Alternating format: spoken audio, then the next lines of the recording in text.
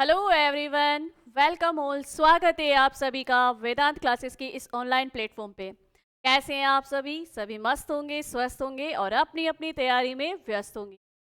चलिए, हमारी साइंस के जो क्लासेस चल रही थी उसमें हमने लास्ट वाले सेशन में साइंस का एक टॉपिक और कंप्लीट कर लिया था। और साइंस के टॉपिक में हम लोगों ने जैसे कोशिका वाला टॉपिक कर लिया, मानव रोग वाला टॉपिक कंप्लीट कर लिया। अब आज जो है हम एक नया चैप्टर स्टार्ट करने वाले हैं और नया चैप्टर जो हमारा रहने वाला है वो रहने वाला है मानव शरीर के तंत्र, यानी जितने भी ह्यूमन सिस्टम हैं उनके बारे में आज हम यहाँ पे पढ़ेंगे। मानव शरीर के तंत्र वाली श्रृंखला अब चलेगी हमारी क्लास के अंदर, ठीक है। लगभग अगर मैं बात करूं तो 7 से 8 या इससे ज़्यादा भी हो सकती है। अब 7 से 8 या 9-10 क्लासेस जो है वो मानव तंत्र वाली श्रृंखला पे ही चलेगी, ठीक है। तो हम पढ़ेंगे ह्यूमन डिजीज के बारे में, सॉरी ह्यूमन सिस्टम के बारे में,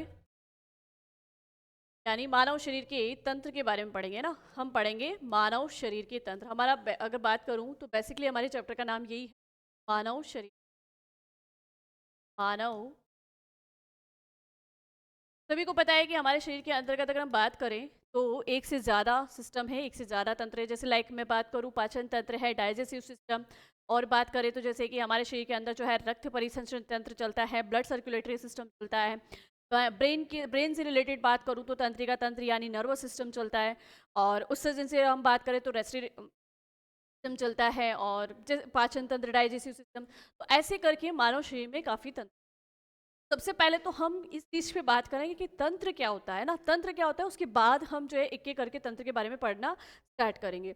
देखो, अगर तंत्र की बात की जाए तो सबसे पहले देखो, मानव शरीर के मानव शरीर के तंत्र। तंत्र किसे कहेंगे, सिस्टम किसे कहेंगे, तंत्र या सिस्टम किसे कहते हैं, उसके लिए आपको बेसिकली ये चीज़ ध्यान रखनी है। अंगों का ऐसा समूह। भाई, हमने जब कोशिका वाला चैप्टर पढ़ा तो हमने एक प्रोसेस देखा था पूरा कि कैसे एक ह्यूमन बॉडी या किसी भी ऑर्गेनिज्म या किसी भी का शरीर का निर्माण किस तरीके से होता है। उसमें सबसे पहले अगर मैं बात करूँ तो जैसे सबसे छोटी इकाई होती है शरीर की सेल या कोशिका। सेल या कोशिकाएं, जब ये कोशिकाएं आपस में समान कार्य को करने के लिए एक समूह बना लेती है तो इनसे निर्माण होता है टिश्यू यानी ऊतक का। किसका निर्माण होता है भाई? टिश्यू या ऊतक का निर्माण होता है। और जब एक समान कार्य करने वाले, एक जैसी संरचना वाले ऊतक भी आपस में ग्रुप बना लेंगे, निर्माण होगा एक ऑर्गन का, यानी शरीर के किसी एक अंग का निर्माण होगा। और जब एक से अधिक अंग एक समान कार्य को करने के लिए आपस में ग्रुप बना लेंगे, निर्माण होगा ऑर्गन सिस्टम का निर्माण होगा भाई। ऑर्गन सिस्टम का निर्माण होगा, यानी कि अंग तंत्र का निर्माण होगा। किसका निर्माण होगा भाई? अंग तंत्र का निर्माण होगा। और जब एक से अधिक अंग तंत्र समूह बना लेंगे तो फिर फाइनली क्या होगा? ऑर्गेनिज्म यानी जीव के शरीर का निर्माण होगा। ऑर्गेनिज्म यानी के शरीर का निर्माण, शरीर का निर्माण होगा या कोई भी एक बॉडी बनेगी, ठीक है। तो इस तरीके से किसी भी जीव के शरीर की संरचना का निर्माण होता है। सबसे छोटी यूनिट होती है सेल या कोशिका, ठीक है। चलिए, अब बात करते हैं कि ये जो जीव का शरीर बना, अगर हम बात करें तो जीव के शरीर में एक से अधिक क्या होते हैं? तंत्र होते हैं। तो तंत्र किसे कहते हैं भाई? आपने यहाँ पे देखा कि तंत्र का, अंग तंत्र का निर्माण कैसे हुआ? अंगों ने जब समूह बनाया। तो यहाँ तंत्र या सिस्टम के लिए हम कह सकते हैं, तंत्र या सिस्टम के लिए हम कह सकते हैं कि अंगों का अंगों का ऐसा समूह, अंगों का ऐसा समूह जो किसी जो किसी शेष कार्य को शेष कार्य को करने के लिए जो किसी शेष कार्य को करने के लिए समूह बनाते हैं। या ऐसे कह दो कि अंगों का ऐसा समूह कार्य को करने के लिए बना है, करने के लिए बना है। ये लिखेंगे हम, क्या कहेंगे भाई? कि कार्य को करने के लिए करने के लिए बना है, तंत्र कहलाता है। क्या कहलाता है भाई? तंत्र कहलाता है। तो आपको बेसिकली ये समझ में आ गया होगा कि तंत्र या सिस्टम क्या है, कि भाई अंगों के ग्रुप से बनेगा तंत्र या सिस्टम, ठीक है। अब जैसे कि हम पढ़ेंगे मानव शरीर के बहुत सारे तंत्र होते हैं, पाचन तंत्र, श्वसन तंत्र। इस डेफिनेशन के अकॉर्डिंग अगर मैं बात करूं, आपको जैसे कि अगर बात करें कि भाई अंगों का ऐसा समूह, जो किसी विशेष कार्य को करने के लिए बना है। अब ये विशेष कार्य, अगर समझ लो कि ये विशेष कार्य श्वसन से संबंधित है, श्वसन से संबंधित है, तो अंग कौन, इस श्वसन श्वसन कार्य कराने के लिए जो जो अंग समूह बनाएंगे, उन अंगों के समूह से जो तंत्र बनेगा वो क्या कहलाएगा? श्वसन तंत्र। क्या कहलाएगा भाई? श्वसन तंत्र कहलाएगा। ठीक है। अगर ये कार्य नियंत्रण व समन्वय से संबंधित है, किससे संबंधित है भाई? नियंत्रण व समन्वय से संबंधित है, कंट्रोल व कोऑर्डिनेशन से संबंधित है, तो फिर वो कहलाएगा तंत्रिका तंत्र यानी कि नर्वस सिस्टम। क्या कहलाएगा भाई? तंत्रिका तंत्र या नर्वस सिस्टम। अगर ये कार्य पाचन से संबंधित है, तो फिर इससे बनने वाला तंत्र क्या कहलाएगा भाई? पाचन। क्या कहलाएगा? पाचन तंत्र, या जिसे कहेंगे हम डाइजेसिव। क्या कहेंगे भाई? डाइजेसिव। ठीक है। पाचन से संबंधित है तो पाचन तंत्र। ठीक है। तो इसी तरीके से अगर मैं बात करूं, उत्सर्जन से संबंधित होगा तंत्र, उत्सर्जन से संबंधित है तो तंत्र हो गया ये। चलिए और आगे बात करें, तो जैसे कि आगे बात करूं मैं, अगर ये मान लो कि यही जो है आपके उत्सर्जन या पाचन तंत्र रक्त रक्त परिसंचरण से संबंधित है, अगर कार्य रक्त परिसंचरण से संबंधित है, बनने वाला तंत्र क्या कहलाएगा? रक्त। इस तरीके से तंत्र की परिभाषा क्या होती है? तंत्र की परिभाषा या तंत्र सिस्टम कहेंगे जिसमें एक से अधिक अंग आपस में जुड़ेंगे, और आपस में जुड़ने के बाद जो है ये एक प्रकार का क्या बना लेंगे? ग्रुप बना लेंगे, और ये पूरा ग्रुप मिलकर किसी एक ही कार्य को करेगा, और वो एक कार्य कुछ भी होता है। अगर वो कार्य श्वसन से संबंधित है तो यानी कि वो जो सभी अंग है वो श्वसन का ही कार्य करवाते हैं, उससे बनने वाले उनके बनने वाला तंत्र क्या कहलाएगा? श्वसन। इस तरीके से ये मानव शरीर हैं, मानव शरीर तंत्र है, ये है। अब इनमें से हम जो है एक एक करके पढ़ने वाले हैं, और इसमें भी हम जो सबसे पहले पढ़ने वाले हैं वो आएगा नियंत्रण व समन्वय से संबंधित। भाई नियंत्रण व समन्वय से संबंधित हमारे शरीर के अंदर कौन सा तंत्र कार्य करता है? नियंत्रण व समन्वय से संबंधित हमारे शरीर के अंदर तंत्रिका तंत्र कार्य करता है। कौन सा कार्य करता है भाई? तंत्रिका तंत्र कार्य करता है। इसके अलावा भी एक तंत्र और कार्य करता है, उसके बारे में भी हम जानेंगे। पहले हम यहाँ लिखेंगे कि आज जो है हमारा सेशन वाला है वो रहने वाला है तंत्रिका तंत्र यानी नर्वस सिस्टम। अब सबसे पहले कि नियंत्रण व समन्वय है क्या? जैसे कि मैं आपके सामने बोल पा रही हूँ, तो मुझे जो शब्द बोलने हैं मैं वही शब्द कैसे बोल पा रही हूँ, ये समझ मुझ में कहाँ से आ रही है, मैं कैसे सोच पा रही हूँ कि मुझे ये शब्द बोलना है, मुझे ऐसे आपको समझाना है। ठीक है। तो पहली चीज़ तो कि जो मेरे सोचने समझने की क्षमता है वो, उसका समन्वय, उसका कोऑर्डिनेशन, उस पर नियंत्रण कौन कर रहा है। दूसरा, अगर जैसे कि मैं आपको समझाऊं और फिर मैं पीछे की तरफ हाथ करूं, ठीक है, तो जैसे मैंने आपको समझाया उसी तरीके से मैंने आपको समझाने के लिए मैंने हाथ को पीछे करके समझाया, यानी कि मैंने इस पर कुछ लिखा, तो मेरे हाथ कैसे किसके कंट्रोल में है कि भाई मैं यहाँ पे कुछ लिख पा रही हूँ।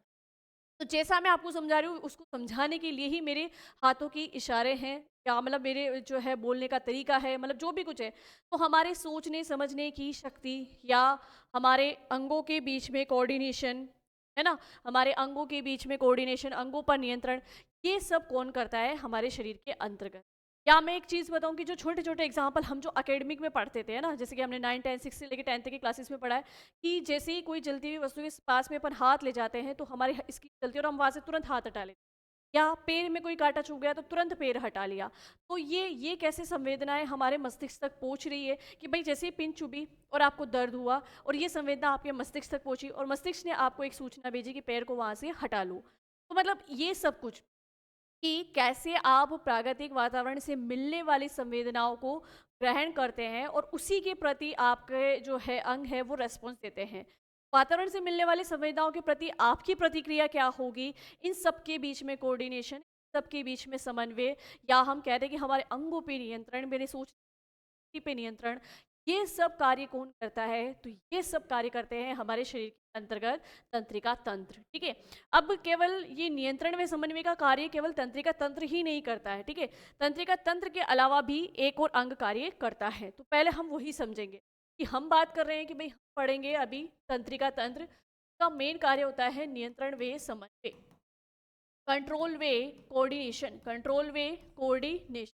क्या है ये कंट्रोल वे कोऑर्डिनेशन की बात करें तो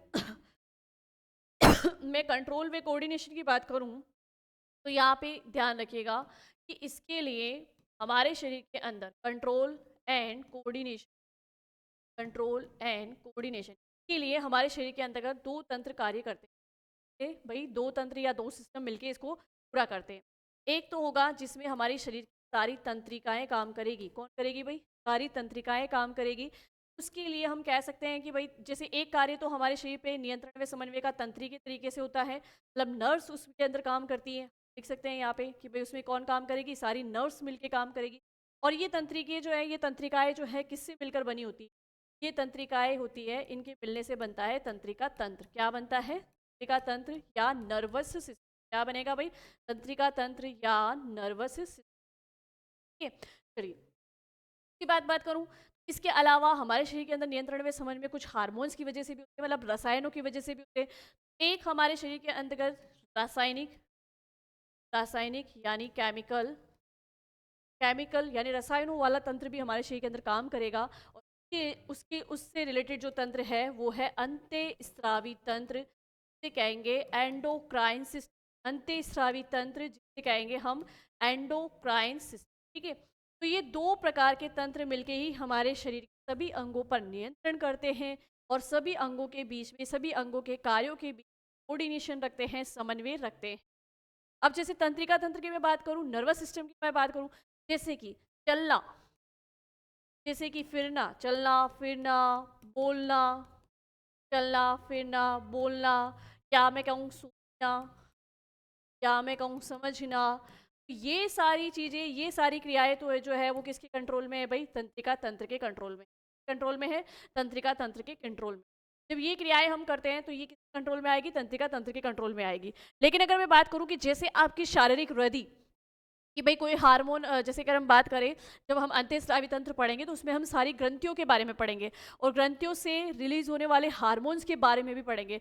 एक होता है वृद्धि हार्मोन, ठीक है, जिसे ग्रोथ हार्मोन भी कहते हैं। अब वो वृद्धि हार्मोन अगर किसी कारणवश किसी के शरीर में कम रिलीज हुआ, वो व्यक्ति क्या होता है? लंबाई में छोटा रह जाता है ना, बोनापन आ जाता है उसके अंदर। तो मतलब ये हार्मोन आपके शरीर पे इफेक्ट करते हैं। आपकी शारीरिक वृद्धि में विकास के लिए हार्मोन्स का होना बहुत जरूरी है ना। ठीक है, दूसरी मैं बात करूं, जैसे हमारे शरीर की जितनी भी जैव रासायनिक अभिक्रियाएं हैं, वो जैव रासायनिक अभिक्रियाएं करवाने के लिए भी अंतःस्रावी तंत्र का बहुत बड़ा रोल है। तो जैसे वृद्धि व विकास से संबंधित, हमारे शरीर की वृद्धि व विकास से संबंधित तो क्राइंस, यहाँ पर ये जो हमारे शरीर के अंदर रासायनिक जो कंट्रोल होता है वो होता है किसके द्वारा? अंतःस्रावी तंत्र के द्वारा होता है भाई। अंतःस्रावी तंत्र से कहेंगे हम एंडोक्राइन सिस्टम। क्या कहेंगे भाई? एंडोक्राइन। ठीक है, इस एंडोक्राइन सिस्टम के द्वारा होता है। अब इसके इसके द्वारा कौन कौन से कार्य हो सकते हैं? हमारे शरीर की शारीरिक वृद्धि वे विकास। हमारे शरीर की वृद्धि व विकास पर किसका नियंत्रण व समन्वय होता है? अंतःस्रावी तंत्र का नियंत्रण व समन्वय। लेकिन हमारे शरीर की कुछ ऐसी क्रियाएं जैसे चलना फिरना, बोलना, सोचना, समझना, इन क्रियाओं को करवाने के लिए हमारे शरीर में कौन सा तंत्र कार्य करता है? तंत्रिका तंत्र कार्य करता है। हमारे शरीर की जितनी भी जैव रासायनिक अभिक्रियाएं हैं, जितनी भी जैव रासायनिक क्रियाएं हैं, वो जैव रासायनिक क्रियाएं किसके कंट्रोल में होती है भाई? अंतःस्रावी तंत्र के। तो इस अंतःस्रावी तंत्र को हम अलग से पढ़ेंगे, लेकिन आज का जो हमारा मेन टॉपिक रहने वाला है वो रहने वाला है तंत्रिका तंत्र पे। ठीक है, तंत्रिका तंत्र पे चलिए स्टार्ट करते हैं भाई। बेसिकली आपने नॉर्मल सा परिचय ले लिया कि तंत्रिका तंत्र क्या कार्य करेगा हमारे शरीर के अंदर और क्यों हम जो है सबसे पहले इसी को ही पढ़ेंगे, है ना। तो चलिए स्टार्ट करते हैं। अब स्टार्ट करें तो देखो कि इसके अंतर्गत देखो नियंत्रण में समन्वय, कंट्रोल एंड कोऑर्डिनेशन, जो कि किसके द्वारा होगा? तंत्रिका तंत्र। मेनली 99% तंत्रिका तंत्र के द्वारा ही होता है, 1% जो अंतःस्रावी तंत्र के द्वारा भी हो जाएगा। अब देखो इसमें सबसे पहले कोशिकाएं होगी। तो कोशिका भाई कौन सी कोशिका? तंत्रिका कोशिका। भाई तंत्रिका तंत्र को बनाने के लिए कौन सी कोशिका होगी? तंत्रिका कोशिका होगी, जो कि जीवन की क्या कहलाती है? क्रियात्मक व संरचनात्मक इकाई कहलाती है। ठीक है, फिर बात करें कि इन कोशिकाओं के समूह से क्या बनेगा? इन कोशिकाओं के ग्रुप या टिश्यूज बनेंगे। टिश्यू जो बनेंगे वो क्या कहलाएंगे भाई? तंत्रिका कोशिकाओं के मिलने से, तंत्रिका कोशिकाओं के आपस से जुड़ने से जो उत्तक बनेगा वो तंत्रिका उत्तक कहलाएगा, जो कि समान संरचना एवं समान कार्य करने वाले कोशिकाओं का समूह होगा। ठीक है, फिर उसके बाद में इस उत्तक से किसका निर्माण होगा? अंग का निर्माण होगा। अब जैसे तंत्रिका उत्तकों के आपस में जुड़ने से हमारे शरीर के किन किन अंगों का निर्माण होता है? मस्तिष्क का, मेरुरज्जु का और तंत्रिकाएं का, है ना, ब्रेन, स्पाइनल कोड और नर्व्स का। ठीक है, जब ये अंग आपस में जुड़ जाएंगे, जो कि तंत्रिका उत्तक तंत्रिका कोशिकाओं से मिलकर बने हैं, जब ये अंग आपस में समूह बनाएंगे तो हमारे शरीर में एक अंग तंत्र का निर्माण होगा, एक ऑर्गन सिस्टम का निर्माण होगा। और ये ऑर्गन सिस्टम कौन सा होगा भाई? तंत्रिका तंत्र। क्या होगा? Nervous system. तो ये तंत्रिका तंत्र का पूरा स्ट्रक्चर देखा कि तंत्रिका तंत्र कैसे बना है। ठीक है, अब काम तो मेनली आपको पता चल ही गया है, नियंत्रण व समन्वय का काम होता है तंत्रिका तंत्र का। अब चलो इसको एक चीज और तरीके से हम समझेंगे, जैसे कि मैं बात करूं कि सपोज कीजिए कि आपके, अगर बात की जाए आपके हाथ पर जैसे यहाँ से पिन चुभी, पिन चुभी, ठीक है। अब मैं यहाँ पर देखो एक चीज बताती हूँ, मेन तंत्रिका तंत्र में काम करता है एक हमारा मस्तिष्क, और इस मस्तिष्क से एक बेलनाकार संरचना निकली हुई होती है, जिस जो कि रीढ़ की हड्डी के अंदर होती है। किसके अंदर होती है भाई? रीढ़ की हड्डी के अंदर होती है। रीढ़ की हड्डी के अंदर एक बेलनाकार संरचना और होती है, ये कहते हैं मेरु रज्जु। क्या कहते हैं भाई? मेरु रज्जु। देखो इसे तो कहेंगे मेरु रज्जु, यानी इसको कहेंगे स्पाइनल कोड। क्या कहेंगे भाई? स्पाइनल कोड कहेंगे इसको। और जो ये रीढ़ की हड्डी होती है कहते हैं मेरुदंड। क्या कहते हैं भाई? इसको कहते हैं मेरुदंड। ठीक है, समझ में आ गई? मेरुदंड, या जिसे हम कहते हैं बैकबोन। क्या कहते हैं भाई? बैकबोन कहते हैं। तो मेरु रज्जु और मेरुदंड दोनों ही अलग अलग है। ठीक है, अब देखो इस मस्तिष्क से ये संरचना जुड़ी रहती है। अब यहाँ पर किस तरीके से हमारा तंत्रिका तंत्र कार्य करेगा? तंत्रिका तंत्र में हमने कहा कि बेसिकली तंत्रिका तंत्र किससे मिलकर बना है? तंत्रिकाओं से। किससे मिलकर बनता है भाई? तंत्रिकाओं से। अब ये तंत्रिकाएं भी जो है दो प्रकार की होती है। नर्व्स भी कितनी प्रकार की होती है भाई? दो प्रकार की नर्व होगी। दो प्रकार की नर्व्स कौन कौन सी है? अगर दो प्रकार की नर्व्स की बात करूं मैं, तो देखो अब इसमें दोनों प्रकार की नर्व्स को समझने का प्रयास करना। आपके हाथ पे पिन चुभी, यानी प्राकृतिक वातावरण से आपको यहाँ पे कोई संवेदना मिली, जैसे ही हाथ पे पिन चुभी तो इसका मतलब आपको क्या हुआ? दर्द हुआ। दर्द हुआ। अब ये दर्द वाला जो संकेत है ये पहुंचता है आपके मस्तिष्क, यानी इस दर्द वाले अनुभव को आपके मस्तिष्क तक लेके जाने वाली तंत्रिकाएं। ठीक है, ये मस्तिष्क तक लेके जाने वाली तंत्रिकाएं एक तो इस प्रकार की तंत्रिकाएं होगी, मस्तिष्क तक भी लेके जाएगी और मेरु रज्जु तक भी लेके जाएगी, मस्तिष्क तक भी लेके जाएगी और मेरु रज्जु तक भी लेके जाएगी। तो जो मस्तिष्क तक लेके जा रही है या मेरु रज्जु तक ये संवेदना लेके जा रही है, ये तो कहलाती है संवेदी तंत्रिकाएं। क्या कहती है भाई? इनको इनको कहते हैं संवेदी तंत्रिकाएं। ठीक है, यानी सूचनाओं को अंगों से मस्तिष्क या मेरु रज्जु तक लेके जाने वाली जो तंत्रिकाएं होती है वो कहलाती हैं संवेदी तंत्रिकाएं, या जिन्हें कहते हैं सेंसरी नर्व। क्या कहेंगे भाई? Sensory nerve. ठीक है, एक तो हो गई आपके सेंसरी नर्व। चलिए अब नेक्स्ट नर्व की मैं बात करूं तो भाई वापस इस से किससे? मस्तिष्क और मेरु रज्जु से भी कुछ सूचनाएं वापस आपके हाथ के पास आएगी, आपके अंगों के पास आएगी। तो मस्तिष्क से, मस्तिष्क वे मेरु रज्जु के द्वारा अंगों तक पहुंचने वाली सूचनाएं, मस्तिष्क वे मेरु रज्जु तक, मस्तिष्क वे मेरु रज्जु से अंगों तक पहुंचने वाली सूचनाएं, इनको लेके आने वाली तंत्रिकाएं जो होती है वो कहलाती है प्रेरक या चालक तंत्रिकाएं। क्या कहलाएगी भाई? प्रेरक या चालक तंत्रिकाएं। इनको कहेंगे मोटर सेल। क्या कहेंगे भाई? इनको कहेंगे मोटर नर्व। क्या कहेंगे? Motor nerve. दो प्रकार की तंत्रिकाएं देखी हमने, एक संवेदी तंत्रिका और एक हम देख रहे हैं प्रेरक तंत्रिका। संवेदी तंत्रिका जो संवेदनाओं को अंगों से मस्तिष्क तक पहुंचाती है। संवेदी तंत्रिका, यहाँ आप नोट डाल लो, वैसे हम आगे पढ़ेंगे इसको। ठीक है, संवेदी तंत्रिका या सेंसरी नर्व, संवेदी तंत्रिका या सेंसरी नर्व, इनका काम क्या है? किसी भी सूचना या संवेदना को अंगों से मस्तिष्क तक ले जाना, मस्तिष्क या मेरु रज्जु तक पहुंचाना। ठीक है, और जैसे ही पिन चुभी ये संवेदना जैसे ही आपके मस्तिष्क और मेरु रज्जु तक गई, आपके मस्तिष्क ने दोबारा आपको एक मैसेज भेजा कि वहाँ से हाथ को हटा लो। वहाँ से क्या कर लो भाई? हाथ को हटा लो। तो यहाँ पे हाथ को हटाने वाली जो सूचना है उस सूचना को आपके अंगों तक वापस लेके कौन आ रही है? प्रेरक या चालक कोशिका, प्रेरक या चालक तंत्रिकाएं। प्रेरक व चालक तंत्रिकाओं का कार्य क्या हो गया भाई? प्रेरक व चालक तंत्रिकाओं का कार्य हो गया मस्तिष्क से संवेदनाओं, मस्तिष्क से अंगों तक सूचना या संवेदना को लाना। तो भाई एक तरीके से हम कहेंगे कि ये तंत्रिकाओं का मेन काम क्या है? तो हम कह सकते हैं कि जैसे कि हमारे शरीर के अंदर अगर मैं बात करूं तो हमारे शरीर के अंदर रक्त कहाँ बहता है? रक्त वाहिनियों में बहता है ना? तो इसी प्रकार से हम कह सकते हैं कि हमारे शरीर में संवेदना या आवेग के लिए पथ कौन सा है, या संवेदना या आवेगों का मतलब जो परिवहन है, संवेदना वे आवेगों का किस में बहते हैं? तो संवेदना वे आवेग जो है उसके लिए तंत्रिकाएं हैं। क्या है भाई? तंत्रिकाएं हैं। संवेदना वे आवेग जो है वो कहाँ से आते जाते हैं, किस में से हो के आते जाते हैं? तो वो तंत्रिकाओं के अंदर से आते जाते हैं। ठीक है, समझ में आ गई? जैसे रक्त हमारा रक्त वाहिनियों में बहता है, वैसे संवेदना वे आवेग जो है तंत्रिकाओं में बहता है। क्लियर हो गया यहाँ पे?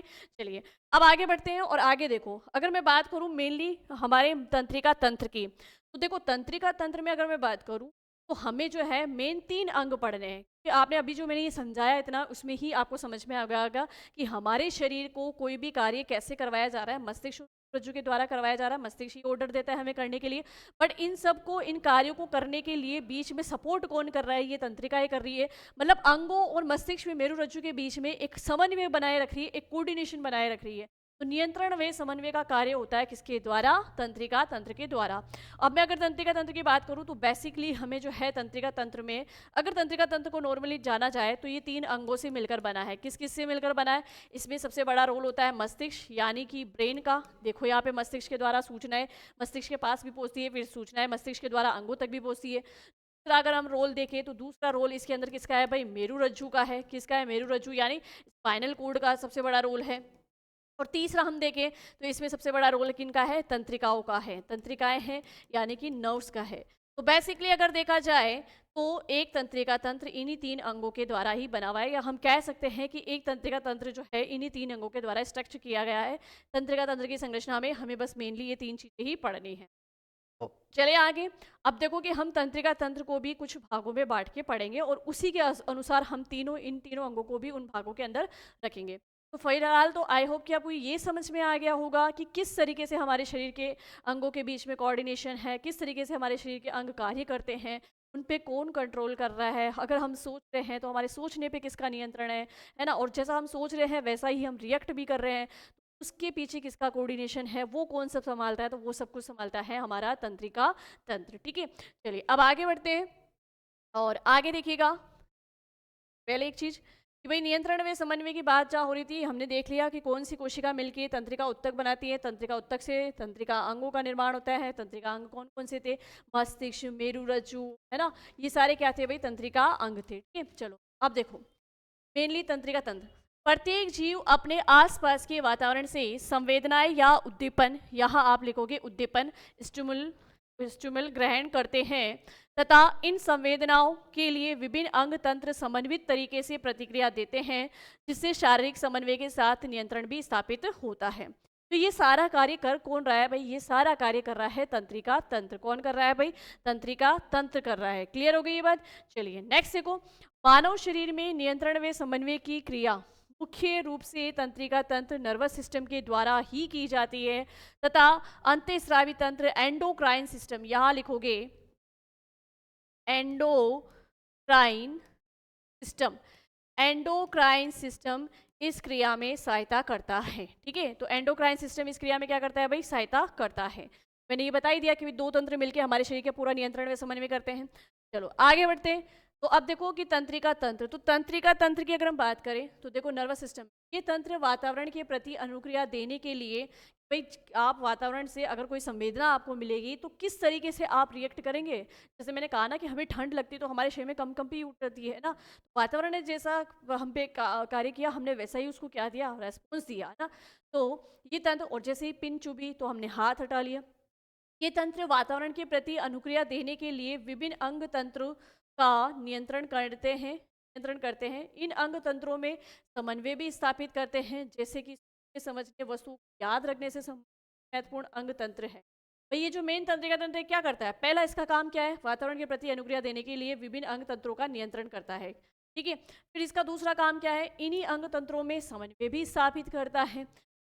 हमारे शरीर के अंदर इतने सारे तंत्र चलते हैं, उन सब तंत्रों के सभी तंत्र सही ढंग से सही समय पे कार्य करते हैं और एक साथ हमारे शरीर के अंदर 2 तंत्र कार्य भी कर सकते हैं। जैसे अभी मैं आपके सामने बोल रही हूँ तो मेरा श्वसन तंत्र भी काम कर रहा है, मैं सांस भी ले पा रही हूँ। इसके अलावा मेरा तंत्रिका तंत्र भी काम कर रहा है कि मुझे क्या बोलना है, क्या क्या बोल के कैसे शब्द यूज़ करके आपको समझाना है। तो यहाँ पर मेरी स्मरण शक्ति, मेरे सोचने समझने की शक्ति भी साथ में चल रही है, जो कि तंत्रिका तंत्र के कंट्रोल में है, और श्वसन भी मैं कर पा रही हूँ तो श्वसन पथ के। तो यहाँ एक से अधिक तंत्र भी काम कर रहे हैं और बाकी सारे तंत्रों के में कोऑर्डिनेशन करने का काम भी किसका है भाई? तंत्रिका तंत्र का है। ठीक है, तो इन अंग तंत्रों में समन्वय स्थापित करने का काम है। सोचने समझने तथा वस्तुओं को याद रखने से संबंधित महत्वपूर्ण कार्य भी कौन करता है? यही अंग करता है, यही अंग तंत्र करता है। और ये अंग तंत्र करता है भाई तंत्र, जिसे कहते हैं नर्वस सिस्टम। ठीक है, अब यहाँ देखो एक इमेज यहाँ बनी हुई है, इसमें देखो कि ये हमारे यहाँ होता है ब्रेन। क्या होता है भाई? ये होता है ब्रेन यानी मस्तिष्क, और इसी के से एक बेलनाकार संरचना निकली हुई रहती है, रीढ़ की हड्डी के अंदर होती है, इसे कहते हैं स्पाइनल कोड, कहते हैं क्या कहेंगे भाई, मेरु रज्जु। ठीक है, कोई भी सूचना जो है, कोई भी सूचना, जैसे कि आप जो है दोनों हाथों से किसी वस्तु को उठाते हो, दोनों साथ एक साथ काम कैसे कर रहे हैं, यानी कि मस्तिष्क से सूचना किसके पास है, मेरु रज्जु के पास। मेरु रज्जु जो बिल्कुल यहाँ पर एक्सिस पे है, ये क्या करता है, दूरस्थ अंगों के पास में, दूरस्थ अंगों के पास में इस सूचना को ट्रांसफर करता है।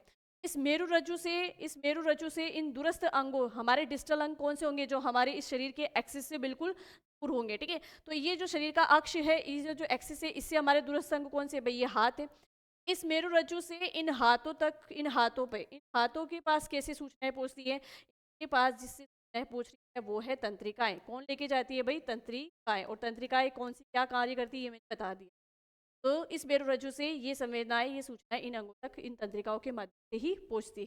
ठीक है, चलिए, तो यहाँ पे ये जो ब्लू कलर में दिखाई दे रही है इस पिक्चर में, ये है तंत्रिकाएं, ये है ब्रेन, ये है मेरु रज्जु। अब आगे बढ़े, अब आगे देखो कि मानव तंत्रिका तंत्र में, मानव तंत्रिका तंत्र में 3 प्रमुख संरचनाएं सम्मिलित हैं।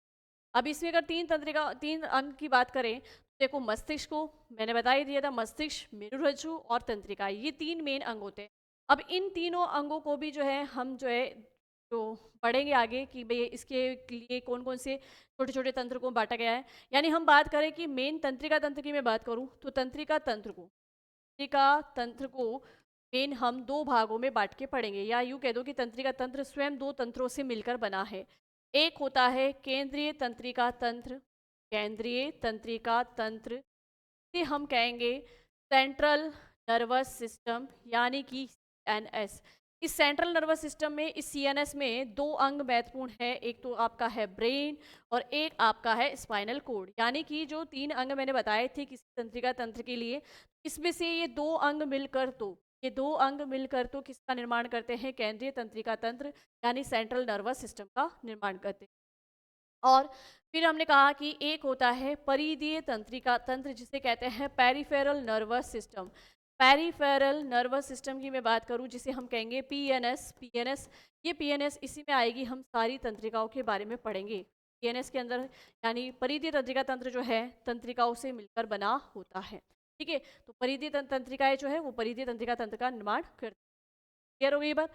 अब हम जो है एक एक करके इनको सबको डिटेल से समझेंगे, है ना। पहले तो इन तंत्रों के बारे में पढ़ेंगे, फिर हम जाएंगे मेन इसकी जो यूनिट होती है। जैसे भाई ये तंत्रिका तंत्र है, तंत्रिका तंत्र की सबसे छोटी इकाई कौन सी है, या इसकी महत्वपूर्ण इकाई कौन सी है।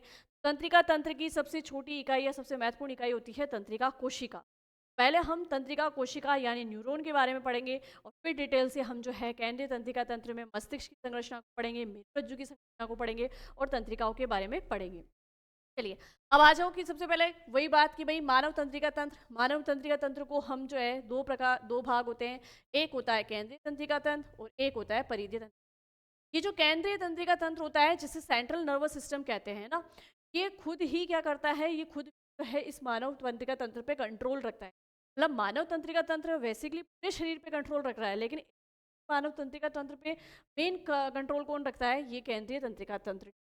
चलिए, सेंट्रल नर्वस सिस्टम, इस सेंट्रल नर्वस सिस्टम में हमें 2 अंगों के बारे में पढ़ना है। एक हमें मस्तिष्क के बारे में पूरा पढ़ना है, मस्तिष्क की संरचना हम पूरी यहाँ पढ़ेंगे, मस्तिष्क कार्य के बारे में भी हम पढ़ेंगे यहाँ पे। और एक हमें मेरु रज्जु पढ़ना है, यानी स्पाइनल कोड पढ़ना है, स्पाइनल कोड की कार्य क्या क्या है उसके बारे में हमें पढ़ना है। फिर आ जाइए परिधीय तंत्रिका तंत्र, पेरिफेरल नर्वस सिस्टम की बात करें तो पेरिफेरल नर्वस सिस्टम में सारी तंत्रिकाएं होती है। तंत्रिकाओं में मैं बात करूं तो तंत्रिकाएं भी 2 प्रकार की होती है। एक होती है जिसे हम कहते हैं अभिवाही, जिसे हम कहेंगे एफेरेंट नर्व, ठीक है। और एक होती है अपवाही, जिसे हम कहेंगे इफेरेंट। अभिवाही कौन सी होगी भाई, अभिवाही जो अंगों से सूचनाओं को मस्तिष्क तक लेके जाती है, अंगों से सूचनाओं को मस्तिष्क तक लेके जाने वाली वो तंत्रिकाएं कहलाएगी अभिवाही तंत्रिकाएं, एफेरेंट तंत्रिकाएं। और ऐसी तंत्रिकाओं में हम एक जो है तंत्रिका उसके बारे में पढ़ चुके हैं, संवेदी तंत्रिका यानी सेंसरी नर्व। संवेदी तंत्रिका या सेंसरी नर्व जो है वो एक प्रकार की अभिवाही यानी एफेरेंट नर्व है। और अपवाही में बात करूं मैं, अपवाही जो कि क्या करेगी, मस्तिष्क से सूचना को कहाँ लाएगी, अंगों तक लाएगी, को अंगों तक लाने वाली होती है अपवाही। कौन सी होती है भाई, अपवाही होती है।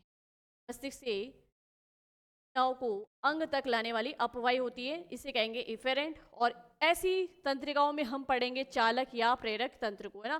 चालक या प्रेरक तंत्रिकाएं जो होती है जिसे हम मोटर नर्व भी कहते हैं। अभी जो चालक और प्रेरक तंत्रिकाएं होती है इसमें भी दो प्रकार की तंत्रिकाएं होती है।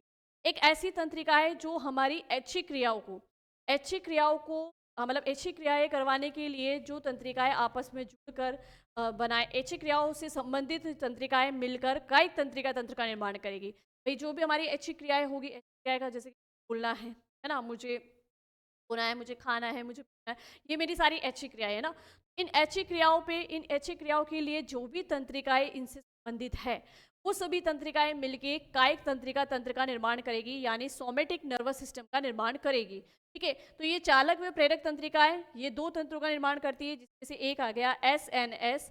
एसएनएस का मतलब होता है सोमेटिक नर्वस सिस्टम, यानी कि कायिक तंत्रिका तंत्र। तो आपसे पूछा जा सकता है कि कायिक तंत्रिका तंत्र के लिए किस प्रकार की तंत्रिकाएं संबंधित होती हैं। तो कायिक तंत्रिका तंत्र जो कि ऐच्छिक पेशियों या ऐच्छिक क्रियाओं से संबंधित तंत्रिकाएं होती है वो मिलकर क्या बनाएगी, कायिक तंत्रिका तंत्र बनाएगी। फिर बात करें अनैच्छिक पेशियों का। अनैच्छिक पेशियां, भाई हमारी ऐच्छिक क्रिया क्या होगी, वॉलंटरीज, और अनैच्छिक क्रियाएं क्या होगी, इनवॉलंटरीज।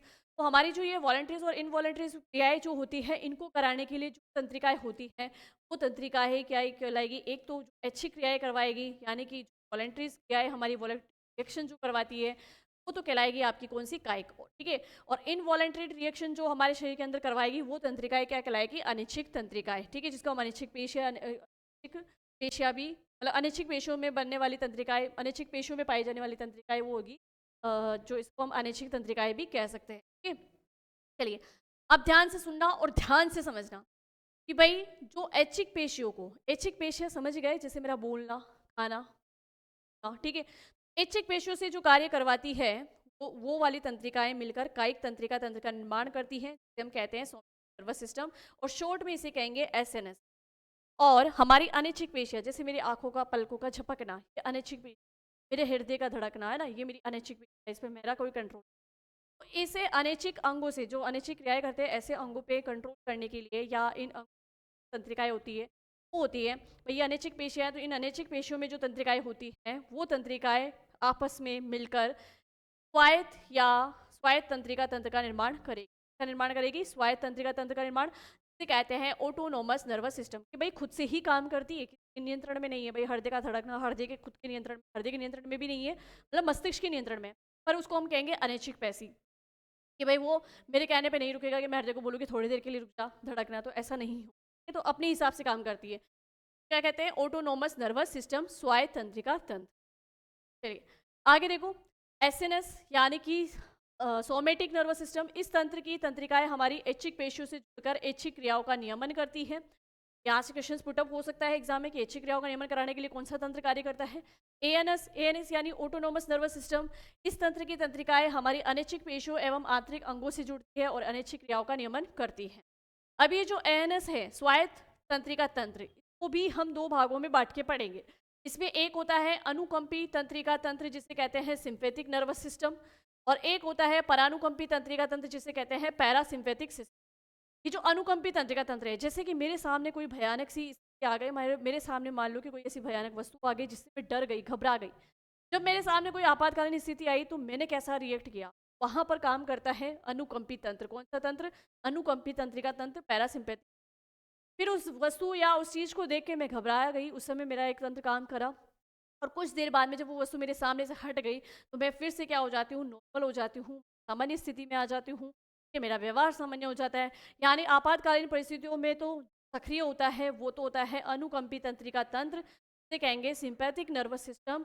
और आपातकालीन परिस्थितियां समाप्त होने पर जो तंत्र कार्य करेगा, या हम कह सकते हैं कि आरामदायक स्थिति, जब भी हम आरामदायक स्थिति, तो आरामदायक परिस्थितियों में जो तंत्र हमारे शरीर का काम करता है वो है पैरासिम्पैथिक नर्वस सिस्टम। है भाई पैरासिम्पैथिक नर्वस सिस्टम, जिसे कहते हैं परानुकंपी तंत्रिका तंत्र। ये किसके भाग है भाई, ये एएनएस के भाग है, स्वायत्त तंत्रिका तंत्र के भाग है। क्लियर होगी ये बात।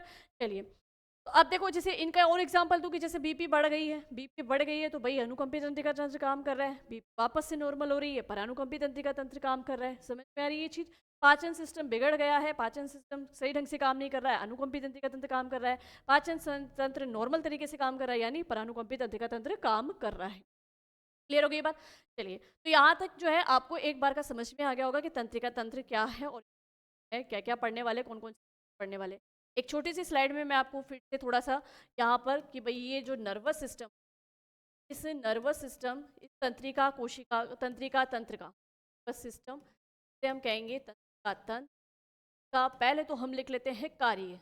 कार्य या इसका वर्क क्या है? इसका कार्य या वर्क है समन्वय, शरीर के सभी अंगों के एवं समन्वय बनाए रखना। ये कार्य किसका है? या हमारे शरीर का नियंत्रण व समन्वय का कार्य कौन करेगा? तंत्रिका। तंत्रिका तंत्र को बेसिकली दो ही भागों में बटा होता है, लेकिन हम इसको अध्ययन के भागों में बटा। ठीक है, पहला आता है केंद्रीय तंत्रिका तंत्र, से कहेंगे सेंट्रल नर्वस सिस्टम। क्या कहेंगे भाई? Central nervous system. ठीक है, तो CNS हो गया ये सेंट्रल नर्वस सिस्टम के अंतर्गत हमें दो चीजें पढ़नी है भाई, या यूं कह दो कि केंद्रीय तंत्रिका तंत्र किन दो अंगों से मिलकर बना है? केंद्रीय तंत्रिका तंत्र मस्तिष्क यानी ब्रेन, मस्तिष्क यानी ब्रेन, और मेरु रज्जु यानी कि स्पाइनल को बना है। ये चीजें हमें यहाँ पे पढ़नी है। दूसरा आता है परिधीय तंत्रिका तंत्र। परिधीय तंत्रिका तंत्र जिसे कहते हैं पेरीफेरल नर्वस सिस्टम। परिधीय तंत्रिका तंत्र, पेरीफेरल नर्वस सिस्टम यानी PNS। PNS में हमें जो है सभी प्रकार की क्या पढ़नी है? तंत्रिकाएं पढ़नी है। प्रकार की हमें क्या पढ़नी है? तंत्रिकाएं पढ़नी है।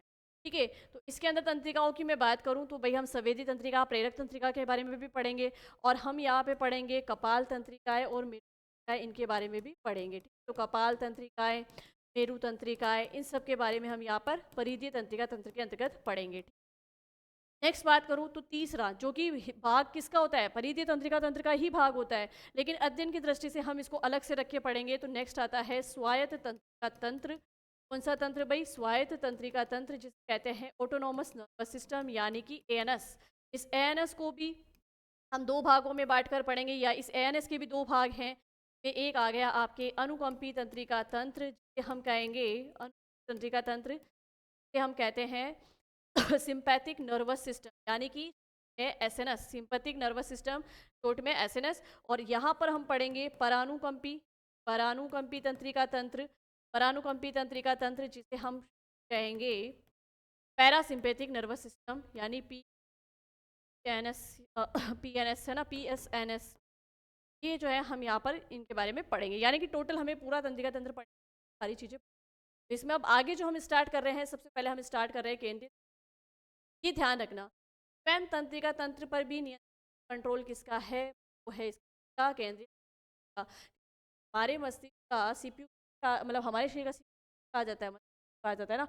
हमारी सारी चीज़ें, हमारे शरीर का पूरा कंट्रोल किसके पास है? मस्तिष्क के पास ना, ब्रेन के पास है। और इस मस्तिष्क ब्रेन को मस्तिष्क और ब्रेन किसके पास है भाई? तंत्रिका तंत्र के पास है। इसलिए कहते हैं कि तंत्रिका तंत्र जो पूरे शरीर के सभी अंगों से पर नियंत्रण व समन्वय करता है, स्वयं उस तंत्रिका तंत्र पर नियंत्रण करता है केंद्रीय तंत्रिका तंत्र, जिसके अंदर क्या आता है? मस्तिष्क आता है। क्लियर है? अब एक एक करके हम इनको स्टार्ट करते हैं। और देखो, सबसे पहले हम पढ़ेंगे, अच्छा हम सबसे पहले अभी इससे पहले कि मस्तिष्क क्या है, मेरुरज्जु क्या है, मस्तिष्क की संरचना क्या होती है, उन सबसे भी पहले कि भाई हमने स्टार्टिंग में ही देखा था कि जो तंत्रिका तंत्र है उसकी इकाई क्या होती है। तो तंत्रिका तंत्र की सबसे छोटी इकाई होती है तंत्रिका कोशिका। क्या होती है भाई? तंत्रिका कोशिका, जिसे कहते हैं न्यूरॉन।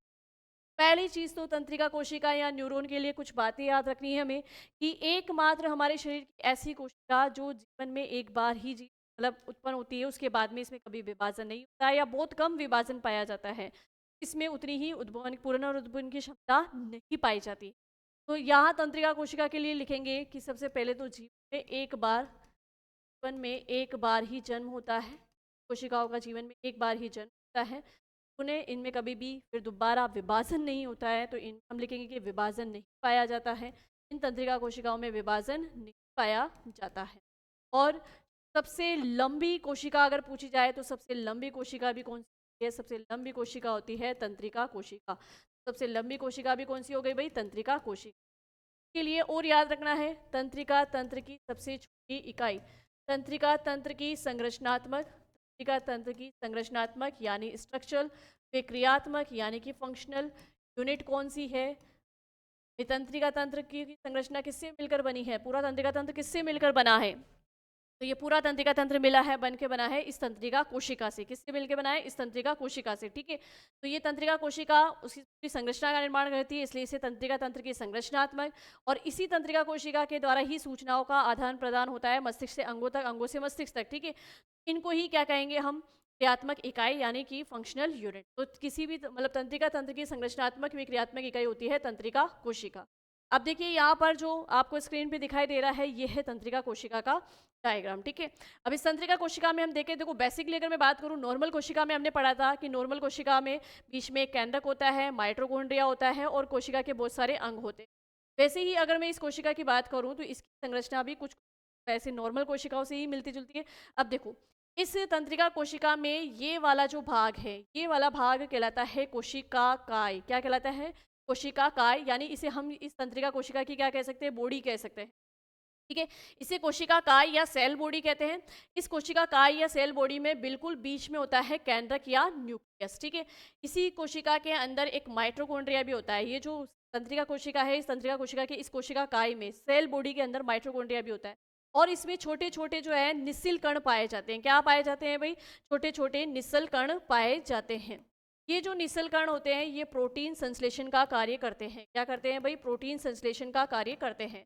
तो यहाँ से क्वेश्चन भी पूछा गया है कि तंत्रिका कोशिका में प्रोटीन संश्लेषण का कार्य किसके द्वारा किया जाता है? निस्सिल कणों के द्वारा किया जाता है। और ये जो निस्सिल कण है, ये निस्सिल कण कहाँ पाए जाते हैं? तो ये निस्सिल कण जो है भाई आपके कहाँ पाए जाते हैं? ये पाए जाते हैं इस तंत्रिका कोशिका के कोशिका काय में। क्लियर हो गई बात? चलिए नेक्स्ट बात करें, तो नेक्स्ट देखो कि इस तंत्रिका कोशिका से अगर हम बात करें तो इसके देखो इस कोशिका काय से ऊपर यहाँ पर बाहर की ओर देखो धागे नुमा संरचनाएं भी निकली रहती है ना। तो ये जो धागे नुमा संरचनाएं होती है, ये कहलाती है ध्रुमिकाक्ष। क्या कहलाती है? ध्रुमिकाक्ष कह दो इनको, या इनको कह दो ध्रुमिका, ठीक है। ये जो ध्रुमिकाक्ष है, इनको डेंड्राइट भी कहते हैं। क्या कहते हैं? डेंड्राइट। क्या कहते हैं? डेंड्राइट, ठीक है। इनका क्या कार्य है? इनका बहुत बड़ा रोल है वही तंत्रिका कोशिका के अंदर, वो भी हम आगे देखेंगे कि इनका क्या कार्य है। फिलहाल तो हमें ये जानना है कि इस कोशिका काय से जो धागे नुमा संरचना निकली रहती है, उसे कहते हैं ध्रुमिका या डेंड्राइट, ठीक है। चलिए नेक्स्ट अगर बात करूं तो नेक्स्ट देखिएगा कि इससे जो है कोशिका काय से एक लंबा प्रवर्त निकला होता है। इस लंबे प्रवर्त को हम बोलते हैं तंत्रिकाक्ष या इसे कहते हैं एक्सोन। क्या कहते हैं? एक्सोन।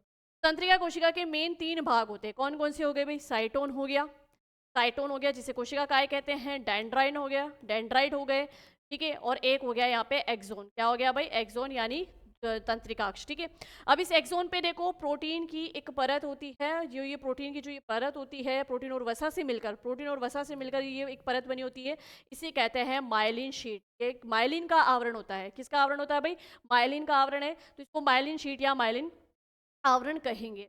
इसी तंत्रिकाक्ष से आगे अगर हम बात करें तो इसके अंतिम सिरे होते हैं। इस अंतिम सिरे पे देखो यहाँ पर ये छोटी छोटी गोलाकार फूली हुई संरचनाएं हैं। छोटी छोटी गोलाकार फूली हुई संरचनाएं जो है कहते हैं टीलो, क्या कहते हैं? टीयर कहते हैं, ठीक है।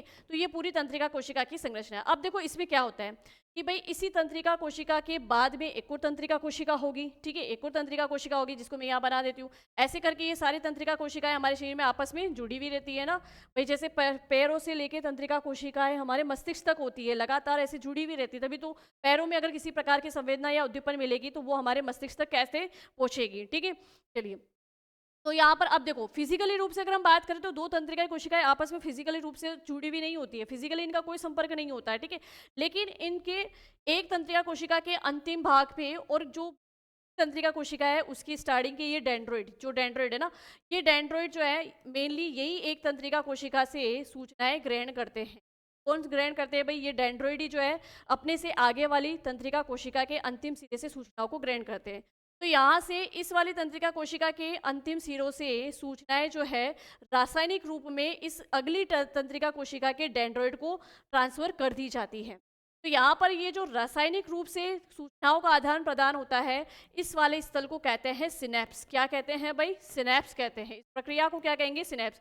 2 तंत्रिका कोशिकाओं के मध्य का वो स्थान जहाँ रासायनिक रूप से सूचनाओं का आदान प्रदान किया जाता है वो स्थल कहलाता है सिनेप्स, वो प्रक्रिया कहलाती है सिनेप्सिस। वो प्रक्रिया क्या कहलाती है? सिनेप्सिस। ठीक है, तो सिनेप्स और सिनेप्सिस क्या है, ये आई होप समझ में आ गया होगा आपको।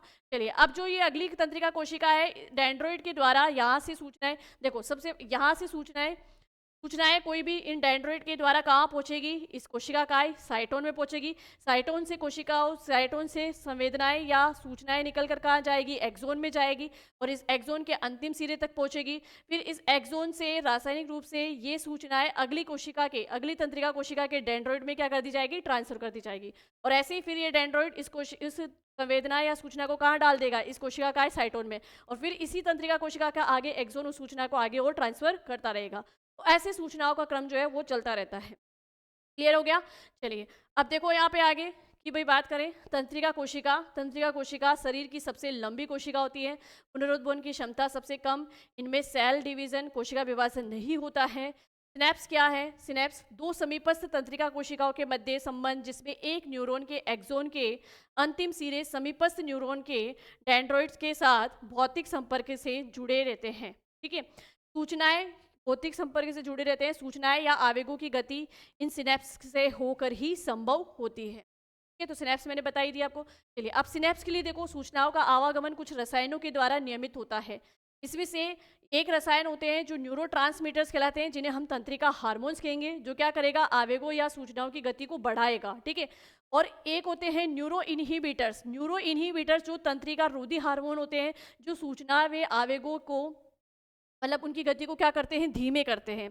तंत्रिका हार्मोन की बात करें, तंत्रिका हार्मोन यानी न्यूरोट्रांसमीटर्स की बात करें, तो ये सिनेप्स सूचनाओं व आवेश की गति को बढ़ा देते हैं, जैसे कि एसिटिलकोलिन या या एसिटिलकोलिन या यहाँ लिखो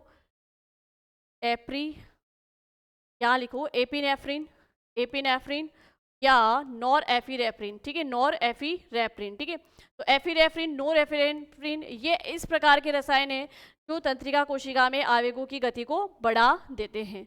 दूसरा है तंत्रिका रोधी हार्मोन्स। अब तंत्रिका रोधी हार्मोन कौन कौन से हैं? ये सिनेप्स पर सूचनाएं व आवेगों की गति को धीमा कर देते हैं, जैसे कि गाबा यानी गामा अमीनो ब्यूटाइटिक अम्ल। ठीक है, ये ऐसे एसिड होते हैं जो कि क्या करते हैं? तंत्रिका की सूचना या आवेगों को आगे बढ़ने से रोकते हैं या उनकी गति जो है धीमी कर देते हैं। नेक्स्ट देखिए कि केंद्रीय तंत्रिका तंत्र। चलिए, अब जो है हमने जैसे मैंने तंत्रिका तंत्र को 3 भागों में बांट के बताया था आपको, तो इसमें हम सबसे पहले स्टार्ट करेंगे केंद्रीय तंत्रिका तंत्र। केंद्रीय तंत्रिका तंत्र मस्तिष्क मेरुरज्जु से मिलकर बना होता है। मस्तिष्क और मेरुरज्जु से सबसे पहले हम बात करते हैं मस्तिष्क की संरचना की। ठीक है, देखो कि हमारे मस्तिष्क की मैं बात करूं, जिस ये फोरहेड से ऊपर वाला भाग है ना, इस फोरहेड से ऊपर वाले भाग, अगर इसकी हम बात करें तो इसके अंदर देखिएगा क्या होता है कि ये जो हमारा मस्तिष्क होता है ये हड्डियों के एक खोल में बंद होता है ना, अस्थियों या हड्डियों के खोल में बंद होता है, या यूँ कह दो अस्थियों के एक बॉक्स में बंद होता है। अस्थियों के बॉक्स में बंद होता है। ये जो अस्थियों का बॉक्स होता है इसे हम कहते हैं खोपड़ी। क्या कहते हैं भाई? खोपड़ी। इसे हम क्या कहते हैं? कपाल कहते हैं। क्या कहते हैं? कपाल कहते हैं। ठीक है, तो ये जो अस्थियों का बॉक्स है इसको हम कह सकते हैं क्रेनियम बॉक्स। क्या कह सकते हैं भाई? क्रेनियम बॉक्स कह सकते हैं। तो हमारा मस्तिष्क जो है इस क्रेनियम बॉक्स के अंदर पैक रहता है। ये हड्डियों का बढ़ा हुआ आवरण है भाई हमारा मस्तिष्क। ये देखो, ये हमारा मस्तिष्क तो बहुत ही ज़्यादा क्या होता है? बहुत ही ज़्यादा सॉफ्ट होता है। ठीक है ना, तो ये हमारे मस्तिष्क जो है ये बहुत ही ज़्यादा सॉफ्ट होता है। अब इसको बाहरी आघातों से चोट नहीं लगे, इसलिए इसकी सुरक्षा के लिए इसके बाहर एक आवरण होता है, हड्डियों का बना एक आवरण होता है, जिसे हम कहते हैं खोपड़ी या कपाल। और इसी खोपड़ी या कपाल को हम क्या कह सकते हैं? Cranium box. क्या कह सकते हैं? Cranium box. तो पहला ही चीज कि हमारा मस्तिष्क जो है वो किस बॉक्स में बंद रहता है? हमारा मस्तिष्क जो है क्रेनियम बॉक्स में बंद रहता है, यानी खोपड़ी या कपाल के अंदर बंद रहता है। और ये खोपड़ी और कपाल किससे निर्मित होती है? अस्थियों से बने होते हैं, छोटी छोटी अस्थियों या हड्डियों से निर्मित होता है। चलिए, इसके अंदर हमारा मस्तिष्क सुरक्षित रहता है। अब मस्तिष्क के बाहर ये हड्डियों का खोल कार्य क्या करता है भाई? ये क्यों बनाया गया है? ये क्यों बना हुआ है? ताकि हमारे मस्तिष्क को बाहरी आघातों से चोट नहीं लगे। अब इसके बाद देखो कि ये जो हमारा मस्तिष्क है, इस मस्तिष्क और इस खोपड़ी के बीच में ये जो स्पेस है, अगर ये स्पेस है तो इस स्पेस से भी इस मस्तिष्क का बचाव तो होना ही चाहिए ना। जैसे सपोज करो कि आपने कोई अमेजोन से या कहीं से कुछ चीज़ ऑर्डर करी है और कांच की कोई चीज़ ऑर्डर की है। मान लो आपने कोई एक जैसे अगर मैं बात करूँ परफ्यूम ही मंगवाया है ना, तो आपने देखा होगा कि जब आप ये ऑर्डर करते हैं तो जो आपके पास डिलीवरी आती है उसमें आप देखा करो कि उस परफ्यूम की बोतल को एक पेपर के कवर बॉक्स में पैक करके दिया जाता है।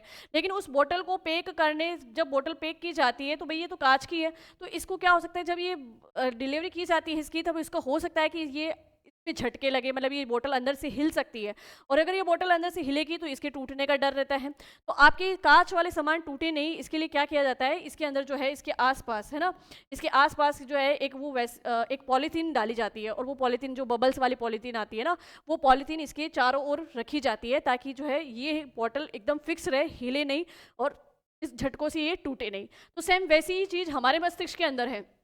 मस्तिष्क है और इस मस्तिष्क का जो ये हड्डियों वाला खोल है, इसके बीच में भी खाली जगह है ना, तो इस खाली जगह में ये मस्तिष्क जो है बार बार इस हड्डियों के खोल से टकरा सकता है, और टकराएगा तो फिर इसको चोट लग सकती है। तो इसके बचाव के लिए इस मस्तिष्क के बाहर भी 3 झिल्लियों का एक आवरण पाया जाता है। तो नेक्स्ट हम बात कर रहे हैं मस्तिष्क आवरण की। किसकी बात करेंगे भाई?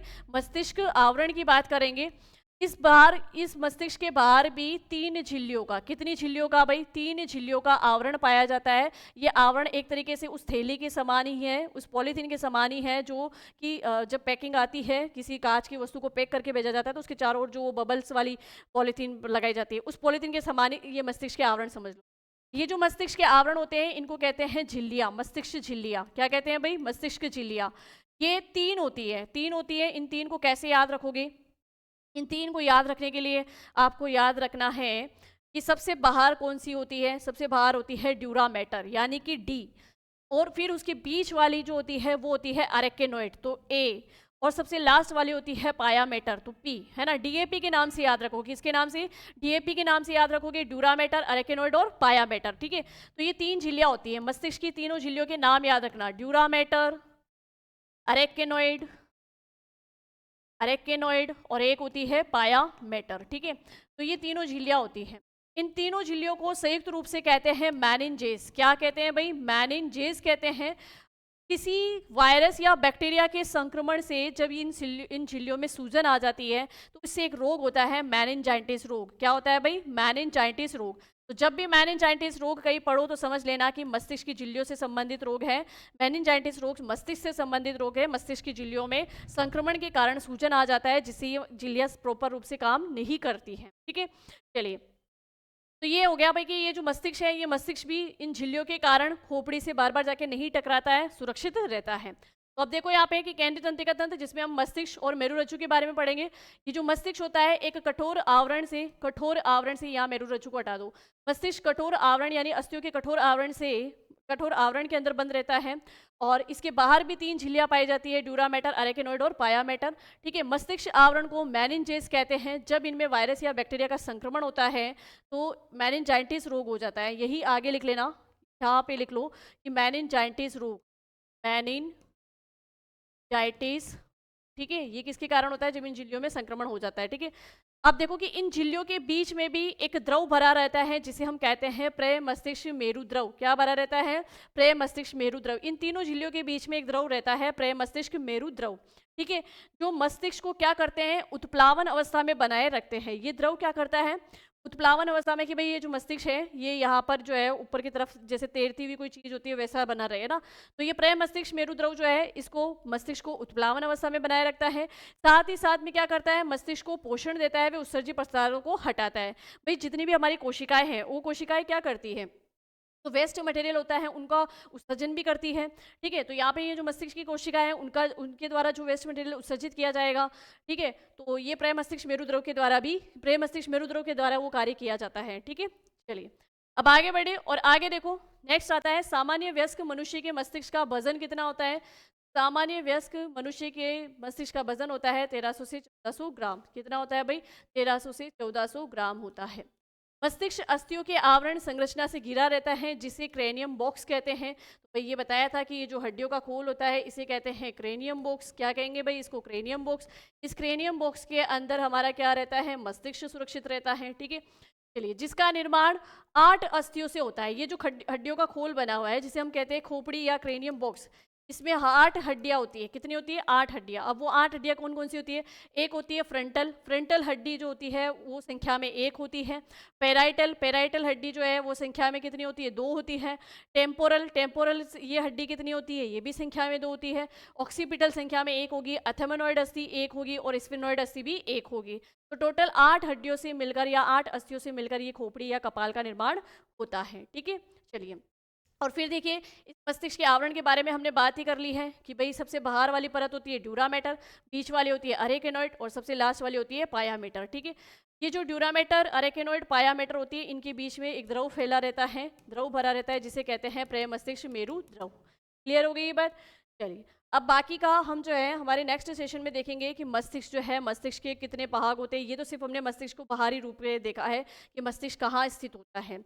ठीक है, तो आई होप कि आज की क्लास में यहाँ तक आपको नर्वस सिस्टम का पूरा अच्छे से समझ में आया होगा। तंत्रिका तंत्र क्या है, तंत्रिका कोशिकाओं का निर्माण, तंत्रिकाएं क्या हैं, उन सब के बारे में देखा और किस तरीके से ये हमारे शरीर में कार्य करता है उसको हमने देखा। अब हमने स्टार्ट कर लिया केंद्रीय तंत्रिका तंत्र, उसमें हमने स्टार्ट कर लिया है मस्तिष्क। मस्तिष्क के बारे में हम जो है बाकी का सब कुछ आगे की क्लास में देखें। बस पढ़ते रहिए, बढ़ते रहिए, बने रहिए वेदांत क्लासेस के साथ। मिलते हैं हम हमारी नेक्स्ट क्लास में, तब तक के थैंक यू।